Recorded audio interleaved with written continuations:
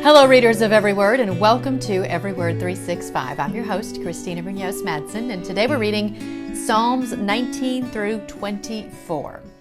Back when we first started this journey, and I was encouraging all of you to get this particular Bible, and specifically the NLT translation, I warned you that if you're familiar with some Bible verses or have some favorite verses memorized, then this translation would be difficult to read at times. Well, today is a huge example of that.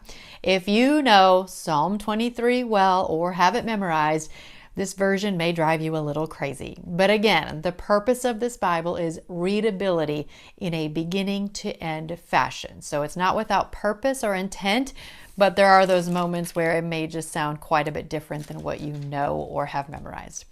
So I want to encourage you to really read it as though it were the first time you were reading it, as is likely the case with lots of other Psalms.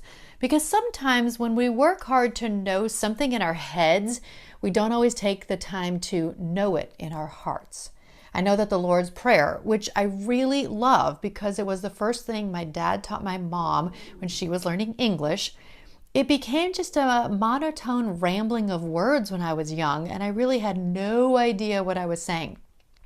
Then I was in a study that broke it down line by line and discussed what it meant. Wow, it was as if I had never read it, although I had been reciting it since a child.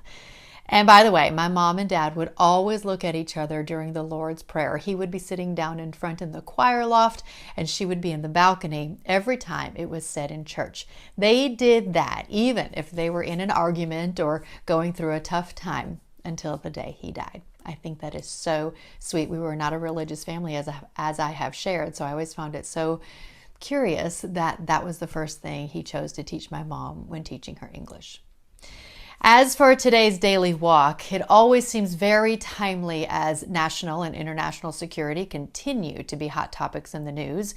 As we know from all the war and carnage from the beginning of the Old Testament, this is not a new problem. But maybe we as a nation need to do what the Israelites did in Exodus 14, Judges 4, and 2 Kings 6. That is all from today's insight. As you might recall, on the night of the attacks of 9/11, it seemed our entire nation came together. Newscasters even said words like prayers on the news that night. But within days, most of the talk turned to America and how we as a nation won't let this happen. Please know that I'm not saying patriotism or pride in our nation is a bad thing. It is essential. But if we can learn anything from the past, it is that when we all put all our trust, hope, and faith in God is when true victory is achieved. Can I get an amen? Tomorrow is Psalms 25 through 30. Happy reading.